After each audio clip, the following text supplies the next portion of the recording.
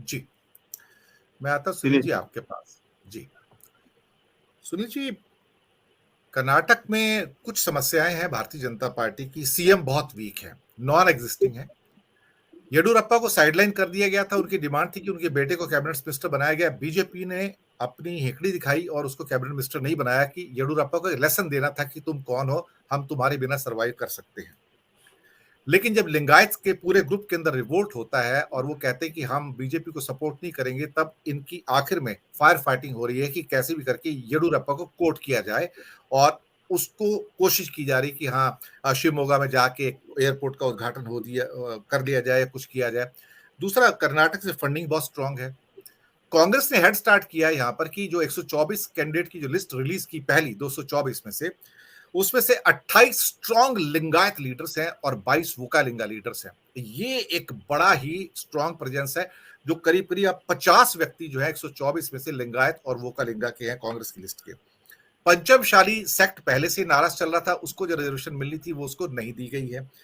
ये कई चीजें हैं जहां पर येडुरप्पा पर ओपन फेस दिखा रहे हैं।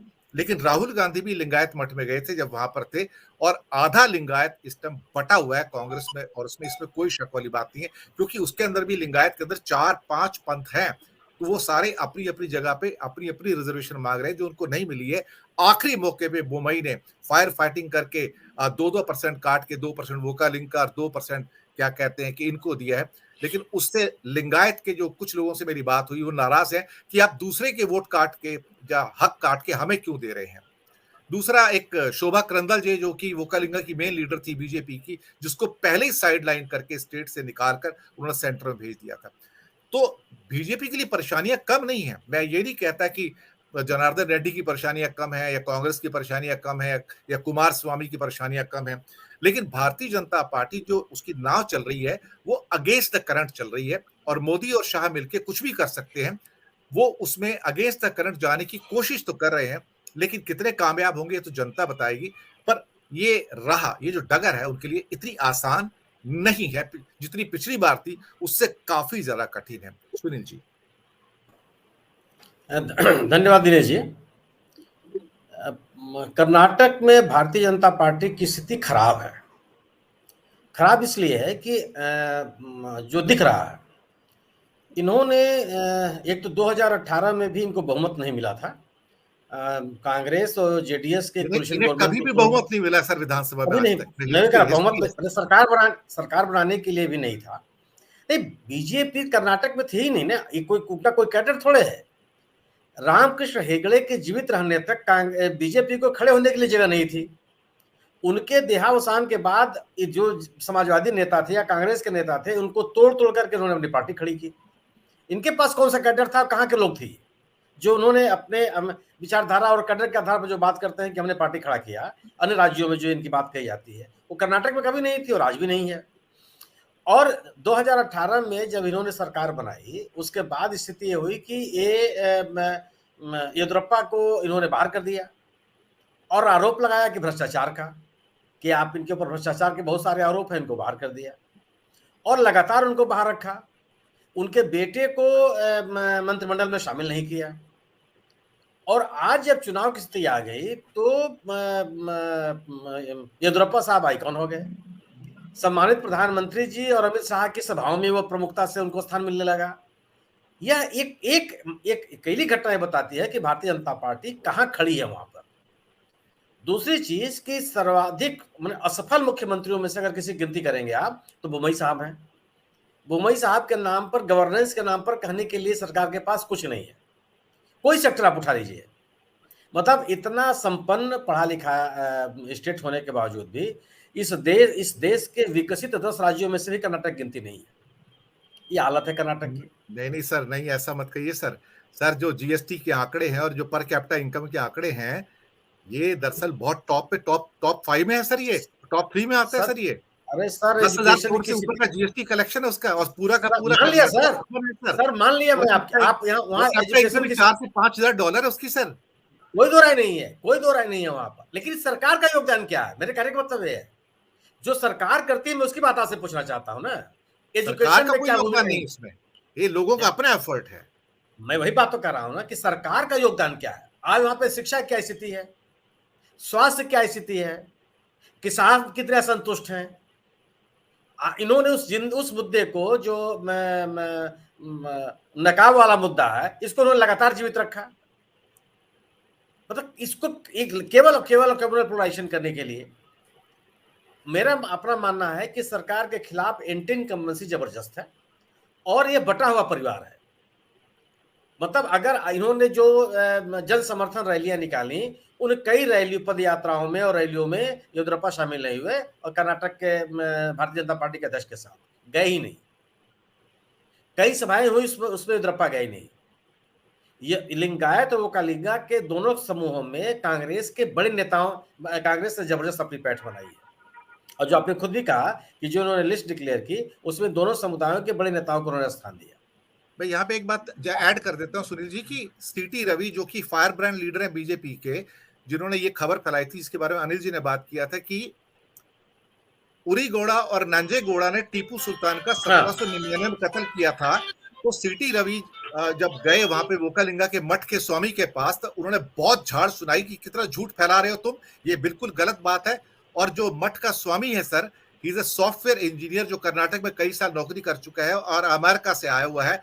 वो बहुत हद तक पूरा का पूरा जो कम्युनल नहीं है वो बिल्कुल भी, और वो एक तरह से कम्युनल हार्मनी की बात करते हैं। तो सीटी रवि वहां पे चुप होकर वापस आ गए, कुछ उनके पास जवाब नहीं था सर जी। तो इसी मेरा कहना यह है कि इनके पास कोई लोकल स्थानीय नेता नहीं है। बीजेपी के पास किसी सबसे बड़ी समस्या है, कोई स्थानीय छत्र इनके पास नहीं है, और जिसके नाम पर इसको आगे करके मजबूती से चुनाव लड़ सके। और बहुत बहुत कुछ इनकी चुनाव अभियान निर्भर है सम्मानित प्रधानमंत्री जी के नाम पर। और ये जो भ्रष्टाचार का इशू उठा हुआ है पूरे कर्नाटक में, और अडानी के मामला उठने के बाद से भ्रष्टाचार एक बड़ा मुद्दा हो गया। भ्रष्टाचार के मुद्दे पर भी ये सरकार कुछ नहीं करती नजर आई। जिस विधायक के पास इन लाखों रुपए बरामद हुए थे, उसके लड़के के पास बरामद हुए थे, अब जाकर के उन्होंने पार्टी से निकाला है। लंबे समय तक उसको रफा दफा करने की कोशिश की, तो एक बड़ा मुद्दा है। बंगलोर की स्थिति यह थी, अगर आप पिछले दिनों याद कीजिए, पिछले दिनों बरसात के समय में जो बाढ़ और जल प्लावन की स्थिति हुई, उससे पूरी की तरह से सरकार फेल नजर आई। लोगों को जो समस्याएं झेलनी पड़ी वहां पर, लंबे समय तक, कई दिनों तक लोग पानी से घिरे रहे, और सरकार की करते हुए नजर आई, कुछ भी करती हुई नजर नहीं है। और आपने कहा कि ये सिमोगा और शिकारीपुर जैसे इलाकों में मैं गया हूं, वहां पे दिनेश जी, मैंने ये सिद्धारमैया की जबरदस्त पैठ वहां पे देखी है, और लोगों के बीच उस आदमी की पॉपुलरिटी मैंने देखी है। कांग्रेस का जो अपना टूटा हुआ परिवार था, काफी नाराज है वहां के शिकापुर के और वो शिवमोगा के लोग काफी नाराज है कि येडियुरप्पा को अनसेरेमोसली बाहर निकाला गया बीजेपी के द्वारा। बहुत नाराज। मैं वही बात आपसे कर रहा हूं। मैंने सिद्धारमैया की प्रति लोगों के सम्मान देखा है और बीजेपी के प्रति नाराजगी देखी है। और जो जब पब्लिक कनेक्ट सिद्धारमैया का है, मुझे लगता है कि भारतीय जनता पार्टी में निश्चित रूप से येदियुरप्पा की रही होगी, लेकिन आज किसी की नहीं है। और आप हमको आपको अगर आप कांग्रेस के प्रचार अभियान को केंद्रीय नेतृत्व के भरोसे देखेंगे, तो आप कह सकते हैं कि इनका प्रचार फीका है। लेकिन अगर स्थानीय स्तर पर आप देखेंगे, तो लगभग सभी विधानसभाओं में उनका जनसंपर्क अभियान पूरा हो चुका है, जिसमें दोनों नेता साथ गए हैं और बड़ी उनको सफलता मिली है। हर कोई, लगभग सभी विधानसभा क्षेत्र में इनको बहुत ज्यादा माने लोग इनके जन समर्थन रैलियों में शामिल होने के लिए। तो दूसरी चीज कि इन्होंने इनके बीच में जो आपसी मतभेद की बात थी, उसको कांग्रेस पार्टी ने काफी हद तक संभालने की कोशिश की। अब उसकी चर्चा नहीं हो रही है कि दोनों अलग अलग चल रहे हैं, या दोनों की जनसभाएं साथ नहीं हो पा रही हैं, या दोनों अलग अलग बयान दे रहे हैं। उस तरह की स्थितियां सामने नहीं है। कांग्रेस एक संगठित परिवार के रूप में अपने आप को लोगों के सामने रखने की कोशिश की। अब सवाल ये होता है कि बीजेपी और भारतीय जनता पार्टी की इस लड़ाई में जेडीएस का प्रभाव क्षेत्र है, इसमें कोई दो राय नहीं है। पूर्व प्रधानमंत्री देवेगौड़ा साहब का और कुमारस्वामी का निश्चित रूप से वहां पे असर है, और ठीक ठाक असर है। लेकिन उन इलाकों में अगर दूसरे नंबर पे कोई है, तो बीजेपी नहीं है, कांग्रेस है। यस। उसमें अब जेडीएस के अलावा केसीआर साहब भी घुसने का प्रयास कर रहे हैं, लेकिन अभी तक उनको कोई जगह मिली नहीं है।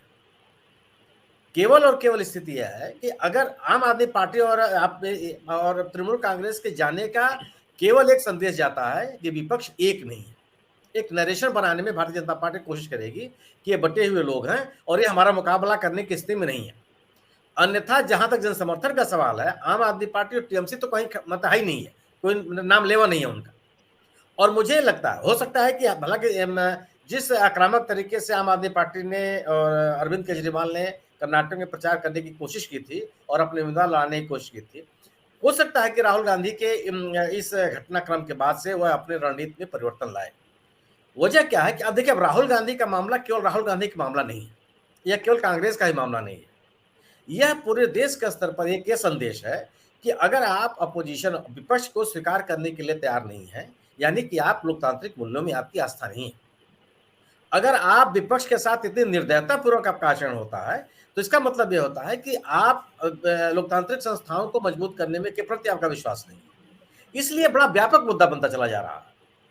और जो अब तक स्थिति क्या थी कि कांग्रेस के मतदाताओं के बीच कांग्रेस का जनाधार घटने के कारण से आम आदमी पार्टी को जो कांग्रेस का वोट मिलने की संभावना थी, कांग्रेस के रिवाइवल से वो स्थिति खत्म हो रही है जी। और बस अगर आप भारतीय जनता पार्टी के खिलाफ नहीं खड़े होंगे तो आपको विरोध का जो मतदाता है वो आपको सुनने वाला नहीं है। यह आम आदमी पार्टी की मजबूरी है। मुझे लगता है कि अगर आम आदमी पार्टी भी जिस बात को कह रही है अगर वो करते हुए दिखना चाहती है तो कर्नाटक में उसको कांग्रेस का विरोध उपस्थित होना चाहिए। लेकिन निश्चित रूप से अगर आम आदमी पार्टी, तृणमूल कांग्रेस ये चुनाव लड़ने के लिए आते हैं तो विपक्षी एकता को झटका लगेगा और एक जो नरेशन भारतीय जनता पार्टी बनाने का प्रयास कर रही है कि ये हमारे बीजेपी के खिलाफ एकजुट नहीं हो सकते हैं, उसको थोड़ी सी आंच मिलेगी। जी। लेकिन मेरा अपना मानना है कि भारतीय जनता पार्टी के विरुद्ध कांग्रेस कर्नाटक में मजबूती से चुनाव लड़ रही है। लेकिन इनमें अब तक जिस आक्रामकता के साथ इनका प्रचार अभियान चल रहा है उतना ही इनको और करने की जरूरत पड़ेगी। अगर ये केवल जीता हुआ युद्ध इसको मार नहीं सकते हैं, क्योंकि सब चीज के बावजूद भारतीय जनता पार्टी अपने संगठन, संसाधन और नेतृत्व के आधार पर एक मैंने मजबूत स्थिति में है और चुनाव मैदान में मजबूती के साथ है, तमाम विरोध के बावजूद भी। जी।